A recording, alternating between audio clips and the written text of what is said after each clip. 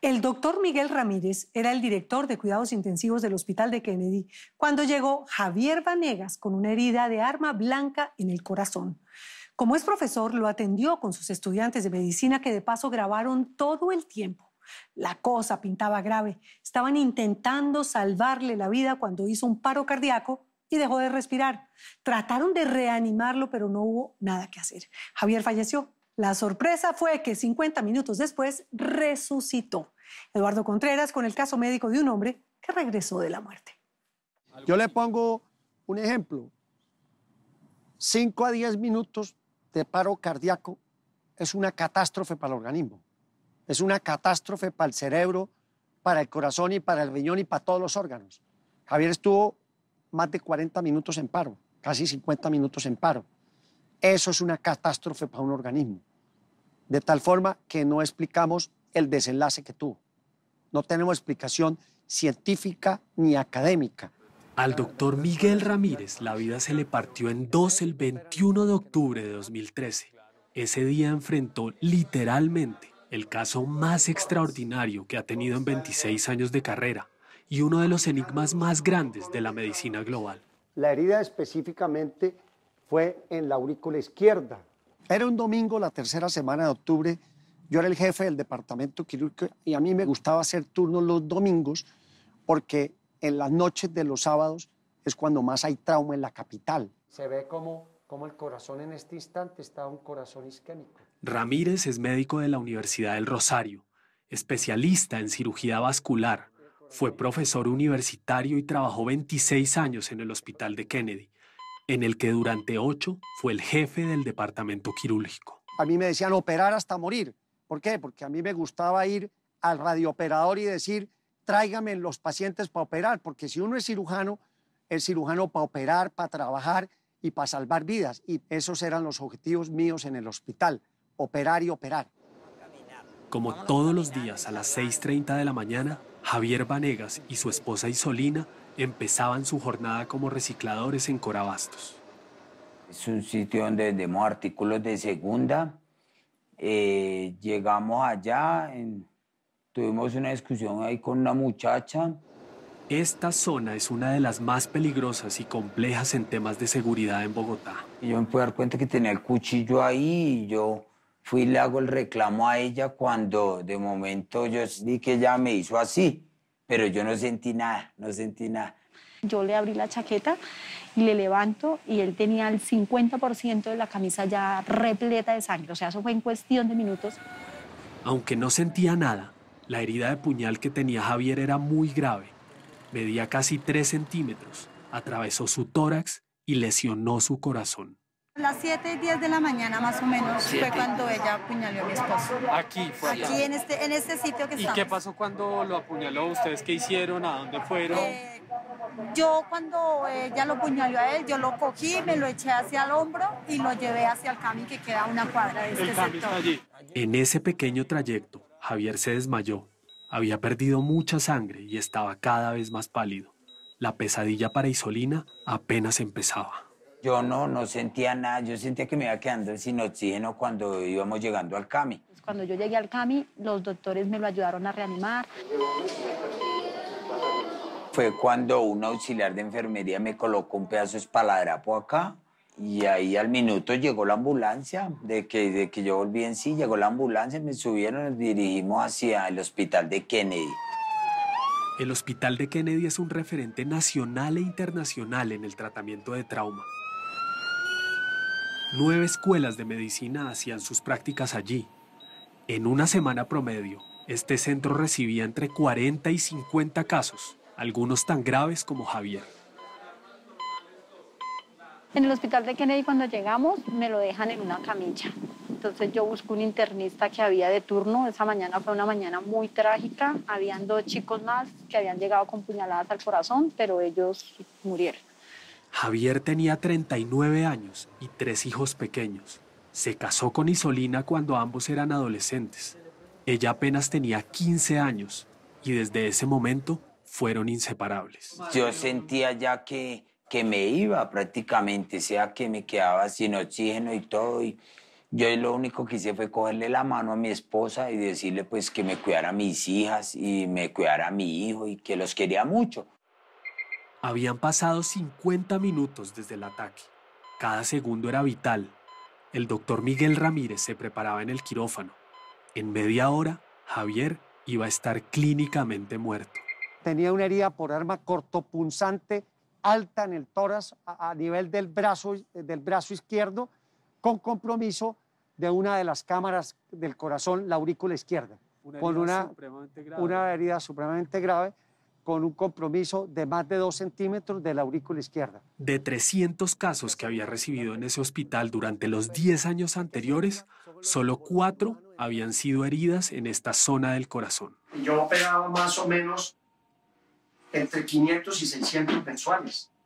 Y si esa herida se le suma el estado hemodinámico que llegó el paciente, llegó en una fase agónica, la mortalidad es del 90% o más alta. Javier fue trasladado al quirófano, perdía y recuperaba la conciencia, sentía frío y mucho miedo. Y lo subimos inmediatamente a salas de cirugía, ya un poco estabilizado, le colocamos líquidos a chorro y el paciente pues sube todavía con signos vitales. Este video inédito, grabado por estudiantes de medicina que hacían prácticas en ese momento en el hospital de Kennedy, muestra lo que ocurría en la sala de cirugía. Y eso es la aurícula. Y mire la sutura. Esto que se ve así redondo es el hueco. Era el hueco, entonces yo lo suturé, pero como se hacían sangrando, saqué la membrana que cubre el pericardio y eso se llama el platelet. Y se le puso el platelet. Habían pasado 10 minutos desde el inicio de la intervención y mientras el doctor Ramírez reparaba el corazón y ponía en palabras coloquiales un parche sobre la herida para parar la hemorragia, las cosas se complicaron aún más. Se veía un gran ser humano y estaba falleciendo. En ese momento el paciente ya estaba en paro cardíaco. El paciente hace paro, iniciamos reanimación abierta. En otras palabras, empezaron a dar masaje directo al corazón de Javier para intentar que volviera a latir. Pasaban los minutos y seguía en paro. La situación se tornaba más crítica a cada momento. Colocamos todos los medicamentos, la adrenalina, que es un gran vasoconstrictor que está indicado en estos casos, atropina. El paciente entró en una arritmia cardíaca grave, que es fibrilación ventricular. La fibrilación es la contracción anómala e incontrolada de las fibras del músculo cardíaco. El corazón estaba muriendo. Mire, 39 años, herida agónico, fatal. Los protocolos de trauma dicen que 20 minutos, máximo 30 minutos de reanimación cardiopulmonar abierta para declarar al paciente ya la muerte biológica. Los estudiantes continuaron grabando la cirugía. Había pasado media hora desde que Javier entró en paro. En ese momento estaba clínicamente muerto. El anestesiólogo se quita los guantes, me dice, doctor Ramírez, ya el corazón está dilatado, es un corazón cadavérico, ya no le trabajemos más. El anestesiólogo se fue. El anestesiólogo se fue para el cuarto, quedó el paciente a merced del ventilador, de la enfermera y de los médicos que estábamos. Morir se siente físicamente como un sueño profundo. Sentía mucho miedo y sentía desolación, mucha tristeza.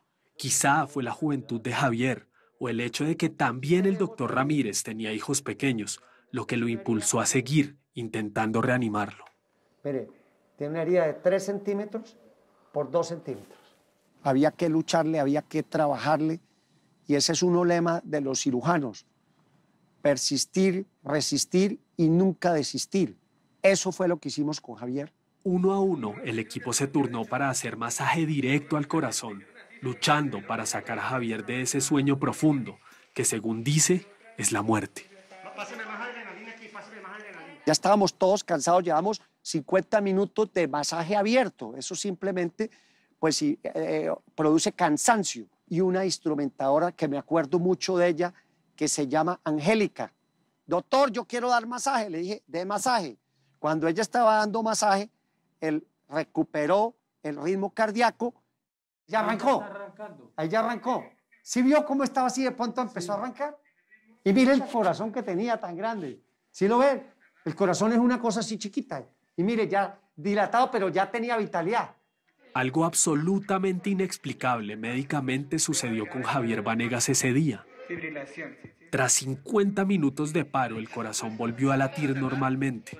Recuperó la tensión arterial. Entonces, ¿tiene ritmo? Todo era júbilo en la sala de cirugía. Vamos a cerrar, ponemos los tubos y listo. Y volví a llamar al anestesiólogo. El doctor, digamos, dentro de su saber y entender, me dijo, doctor Miguel, ese paciente va a quedar con daño neurológico y usted lo que se va a ganar es una demanda. ¿Usted temía que tuviera algún daño Sí, neurológico? obvio, lo lógico era que tuvieran un daño neurológico. Lo que pasa es que cuando hay un paro cardíaco, eso es una catástrofe para el cerebro. Y cuando lleva 10 minutos de paro es muy grave, pero cuando lleva 40, 50 minutos es grave, es muy grave y es casi imposible que neurológicamente no tuviera un daño. Milagrito Lázaro. Javier no solo revivió ese día, sino que además no le quedaron secuelas a nivel cerebral ni de ninguna otra clase. Apenas unas horas después de la cirugía fue noticia nacional. Los noticieros registraron a este hombre humilde, que desde ese día fue apodado Lázaro de Corabastos por el doctor Ramírez. El trago total, pregúntele a ella, ya no tomo cero licor. ¿Usted cree en milagros? Yo soy médico, soy académico, soy científico. No debemos creer en la ciencia y no en los milagros. Sin embargo, me puso a pensar, porque aquí hubo algo extraacadémico, extracientífico, 26 años operando heridos graves, trauma grave. Yo nunca había visto un caso de estos. Este caso de Javier es absolutamente inexplicable. Claro, fue muy llamativo, fue muy trascendente, ¿no? Y la evolución del hombre, ¿no? La persona que lo apuñaló nunca fue capturada por el hecho. ¿Qué pasó con esa persona? Yo creo que la peor justicia que hay es la colombiana. El proceso mío no siguió ni nada y ella anda por ahí para arriba y para abajo. Han pasado casi 8 años desde ese día. Javier vio crecer a sus hijos y nietos. Sigue reciclando. Dios la bendiga. Hace de 10 a 12 kilómetros de caminata, jalando su carreta 4 veces por semana. ¿Qué se siente tener una segunda oportunidad en la vida? Como volver a nacer, volver a empezar de nuevo. Eso es como una segunda oportunidad de vida. Dejar todo lo malo atrás y empezar de nuevo con nuevas ideas, nuevas acciones. ¿Y su familia? Con mi familia. ¿Usted es feliz, Javier? Y soy feliz porque por esta segunda oportunidad que Dios me ha dado y feliz con mi familia. Dios, ciencia o azar. Lo cierto de este caso extraordinario es que podría demostrar que un procedimiento médico como el realizado por el equipo del Hospital de Kennedy ese día de 2013 podría salvar más vidas en el futuro, como lo hizo con la de Javier, el Lázaro de Corabastos.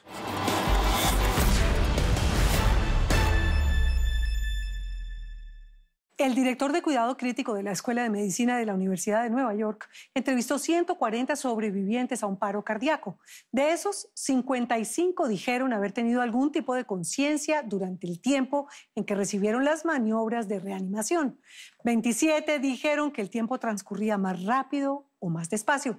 22 se sintieron en paz. 13 que se separaron del cuerpo. 9 sintieron alegría y 7 vieron una luz brillante o un destello dorado. Hola, los invito a que se suscriban a nuestro canal de YouTube aquí. Y si quiere ver alguna de nuestras grandes historias, es fácil. Haga clic aquí. Chao, nos vemos.